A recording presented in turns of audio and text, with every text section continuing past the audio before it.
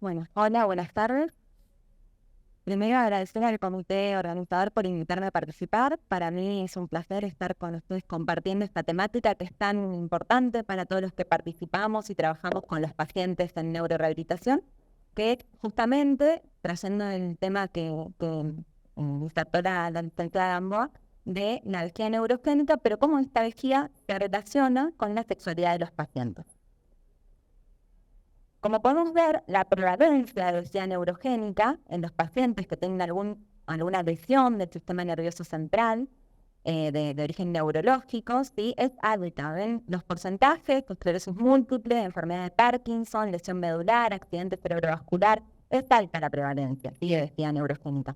La variabilidad que pueden observar tal vez se debe a diferentes estadios evolutivos de la enfermedad o severidad de las lesiones, progresión de la enfermedad, pero en todos los casos la prevalencia es alta. Es decir, nosotros que trabajamos con pacientes que tienen alguna lesión del sistema nervioso central de causa neurológica, vamos a encontrar lesión en vejiga neurogénica, ¿sí? También, como dijo Janina, lesiones en el sistema nervioso periférico, por ejemplo, polineuropatía diabética también, ¿sí? Pero principalmente vamos a abordar estos pacientes. ¿Y cómo se relaciona entonces esta disfunción de la vejiga con una alteración en la sexualidad de los pacientes? Bueno, esto es un modelo que propuso Foley, que es dirigido específicamente a lo que son los pacientes con esclerosis múltiple, pero me parece que se puede extrapolar a otras patologías del sistema nervioso, en donde él dice que la disfunción sexual puede clasificarse como primaria, secundaria o terciaria en pacientes con esclerosis múltiple. Una disfunción sexual primaria habla de lesiones que se producen en el sistema nervioso que específicamente afectan áreas relacionadas con la sexualidad y la genitalidad. Por eso producen falta o disminución de la erección, de la eyaculación, el orgasmo, disminución de la libido, ¿sí? Pero son lesiones directas en el sistema nervioso central que comprometen estas estructuras. En cambio, las disfunciones secundarias se dan a partir de lesiones o alteraciones físicas que no lesionan principalmente estas estructuras, pero sin embargo afectan a la respuesta sexual. Por ejemplo, espasticidad, fatiga, dolor, temblor, alteraciones en la concentración, y incluyen esta definición a la incontinencia urinaria y fetal. Y por último, lo que deriva de la disfunción sexual terciaria son todo alteraciones psicosociales, emocionales, angustia, depresión, temor, falta de confianza en ti mismo, baja autoestima, que también pueden llevar a una disfunción sexual. Esto es un modelo de respuesta sexual humana que lo presenta Helen Kaplan. Hay muchos modelos de respuesta sexual, pero este modelo tal vez puede explicar un poco más estas disfunciones sexuales que hablamos, secundarias y terciarias, y por qué afectan a la respuesta sexual humana. En este modelo, en el gráfico, lo que podemos ver es que la respuesta sexual está dividida en tres fases. Una fase que es la del deseo, otra que es la de la excitación, y por último la fase del orgasmo. Y eso en función de tiempo, sí, va implementándose y permitiendo que a partir de la fase del deseo nosotros podamos llegar a una buena fase de excitación y por último culminamos en el orgasmo. Para hacer hincapié en el deseo, en esta fase se caracteriza por todo lo que tiene que ver con las fantasías sexuales, todo en relación al erótico, ¿sí? Entonces, la motivación sexual de poder tener un encuentro con otra persona o con sí mismo, ¿sí? Pero todo lo que lo motiva a la persona desde los pensamientos. Esta fase hace que pase la fase de la excitación, que ya más que nada está relacionada con todo lo fisiológico, ¿sí? Que puede terminar en la respuesta sexual. O sea, lubricación, erección, sí, vasodilatación a nivel de los genitales, aumento de la frecuencia cardíaca, aumento de la tensión arterial. Y por último, tenemos la fase del orgasmo, que es como esa máxima expresión de placer, que se caracteriza por liberación de endorfinas y todas las contracciones a nivel del suelo pélvico, de los músculos genitales, ¿sí? De la zona genital, perdón. Entonces, necesariamente se necesita esta fase del deseo para poder progresar en esta respuesta sexual. Y que nuestros pacientes de esta fase del deseo se ve interrumpida por pensamientos, miedos, temores, angustia, depresión, inseguridad, seguramente su respuesta sexual no va a poder progresar, ¿sí? Y nosotros, en nuestra práctica habitual, realmente vemos que a mayor disfunción de esfínteres, peor es la motivación sexual de los pacientes. Eso lo vemos. Los pacientes consultan por esto. A veces los pacientes no consultan por esto directamente, o sea, no consultan por sexualidad. Todavía hay un tabú, hay una falta de los profesionales en salud que no consultamos, hay una falta de los pacientes que deben atenderse que no consultan sobre disfunciones sexuales, pero sí consultan sobre incontinencia. Y si uno aborda un poco más la temática, se da cuenta que esto aparece. Hace poco, como ejemplo, una paciente que atendí, lo que me decía era que ella tenía una secuela, había resuelto perfectamente la parte motora, ¿sí? Que no tenía ningún trastorno de marcha, pero sí había quedado con una anestesia en silla de montar, con alteración en la zona de la sensibilidad genital y disfunción de esfínteres. Y lo que la paciente me decía era que no consultaba por falta de sensación de placer, no consultaba por esa falta de sensibilidad. Consultaba porque desde hacía 2 años no había podido tener pareja sexual y al momento de solamente imaginarse un encuentro sexual y que ella se iba a desnucar o a orinar en ese momento, le daban ataques de pánico. ¿Sí? Consultaba por eso. Aquí te fíjense cuánto puede impactar esta disfunción sexual en la sexualidad de los pacientes. Eso no solamente lo cuentan los pacientes, sino que hay publicaciones que ya tratan sobre esa temática, que ya refieren a esa temática. Por ejemplo, en pacientes con leptina bífida, lo que se vio es que la disfunción del tracto urinario influye negativamente en el alivio, en la excitación, en la lubricación. También la incontinencia urinaria fue reportada como el factor más relevante en la disfunción sexual en pacientes con neuromielitis séptica. Y por último, es un estudio cualitativo que lo que hace es un cuestionario a diferentes pacientes que tienen una lesión medular y lo que les consultan es sobre cómo esta incontinencia urinaria impacta en su vida sexual. Y la mayoría de las pacientes refería a esto: vergüenza, frustración en relación a incontinencia durante un encuentro, miedo a estar rechazada por la pareja sexual, e incluso temor a recibir sexo oral por la posibilidad de sufrir un episodio de incontinencia durante este encuentro, ¿sí?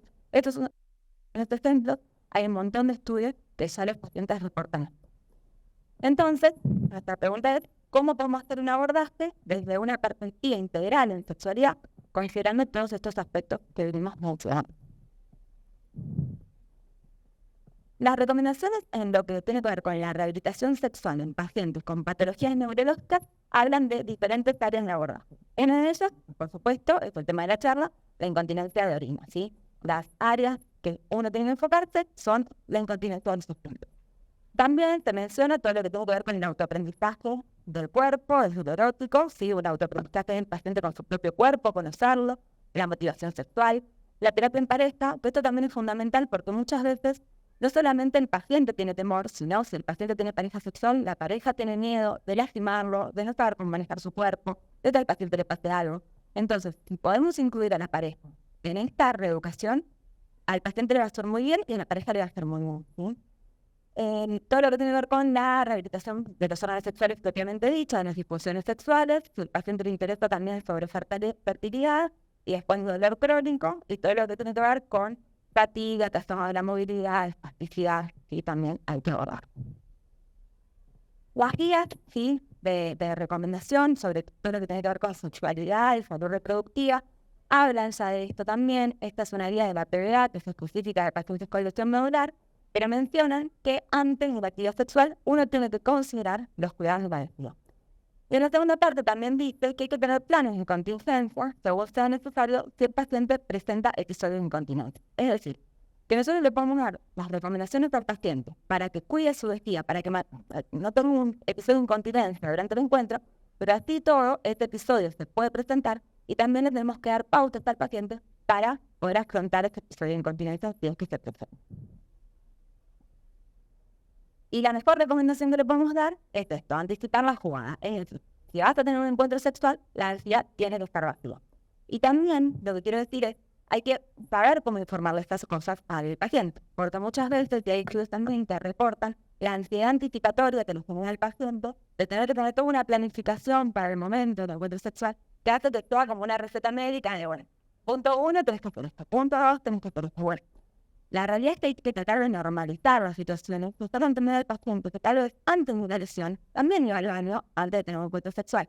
Ahora, la única diferencia es que tal vez ahora no puede tener sensibilidad, no puede sentir el gusto de orinar, por eso te tienes que hacer un cateterismo o tienes que intentar drenar la vejiga. Pero la realidad es que hay que bajar, como información a los pacientes, es algo más normalizador de las situaciones, para que no les tenga de tanta ansiedad. Si el paciente sufre de cateterismo limpio intermitente, antes de la relación se le indica que con hijos genitales, que realice el bateo completo de la vejiga y que reduzca la ingesta de líquidos, sobre todo 1 hora antes, y tratar de no incluir bebidas alcohólicas ni cafeinadas. y después del momento del encuentro, volver a higienizar los genitales, bajar la velocidad y aumentar la higiene de líquidos, más que nada para la prevención de infecciones urinarias. Si el paciente se usuario de sondaje de permanencia, que puede ser sonda suprapúbica o sonda vesical, optar por mantener la sonda durante el encuentro sexual o retirar la sonda. Si tiene una indicación médica o el paciente opta por mantener la sonda, lo que se le dice es que el catéter tiene que estar sujeto, o sea, el catéter no puede estar libre. Si va a tener el catéter solo en el extremo distal, tiene que colocar un obturador, ¿sí? Para que no tenga pérdidas por el catéter. Si va a utilizar la bolsa, lo que se le dice es que vacíe la bolsa y que la bolsa también esté sujeta. Ya puede ser con una cincha a nivel del muslo, a nivel de la pantorrilla. Puede poner una tubuladora más larga en la sonda y colgarla en la cama, en la silla, en el paciente deseo. Pero nada tiene que quedar suelto porque eso puede generar tracción y se puede lastimar.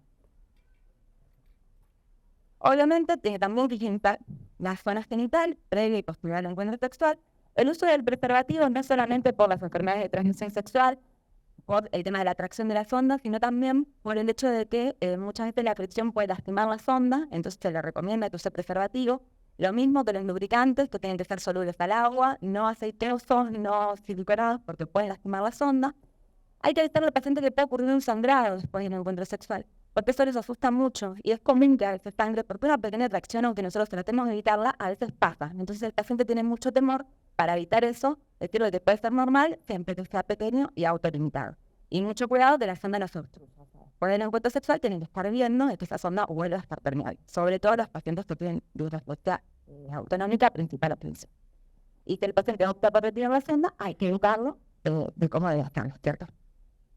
Por último, hay que tener en cuenta que algunas posturas sexuales pueden desencadenar espasmos, y esos espasmos o posturas sexuales que aumenten la presión intraabdominal del paciente también pueden tener incontinencia. Entonces, muchas veces esto se puede trabajar en las terapias, la realidad es que se puede trabajar con las terapias de rehabilitación y kinesiología, en terapia ocupacional, de ver cuáles son las posturas que al paciente le desencadenan espasmos, cuáles son las posturas que al paciente le desencadenan aumento de presión intraabdominal, y ayudarlo a encontrar posturas en donde se sienta cómodo. Incluso también para lo que es la fatiga, la debilidad muscular, el dolor. Estas posturas se pueden trabajar. Y por último, el concepto de vaciado correcto del intestino también mejora la función de la vena. Esto con respecto a la planificación de encuentros, más que nada viene en relación a este plan de contingencia, de que si hicimos todo bien, pero lo que sucede en contingencia igual sucedió, bueno, se le puede recomendar al paciente que tenga algo aromático cerca para que ninguna fragancia desagradable interrumpa el momento, algunas aleas, fundas impermeables, para que no quede mojadas, para cambiarlas, sí, son consejos que uno puede darle al paciente. Pero por último, y lo más importante, es la comunicación. La comunicación que nosotros como profesionales de salud te vamos a transmitir al paciente para educarlo sobre esta temática. La comunicación que el paciente pueda tener con su pareja sexual, que también es sumamente importante en relación a los temores del paciente, los temores de una pareja que lo hemos hablado, y todo lo que puede surgir en relación a eso. Y también mencionar que siempre parece como muy sencillo y que son todos muchos consejos y que son muy importantes. Abordar la sexualidad no es un tema fácil, es un tema que necesita su espacio, su tiempo, su momento. Nosotros estamos hablando solamente de incontinencia, pero las disfunciones sexuales son multifactoriales, los pacientes están polimedicados, hay muchas causas, con lo cual es muy importante abordarla, es muy importante que todos empecemos a tomar la temática, pero también con seriedad, para poder ayudar a los pacientes a realmente mejorar su calidad de vida en relación a la sexualidad, que es lo que finalmente nosotros queremos y trabajamos para eso. Muchas gracias.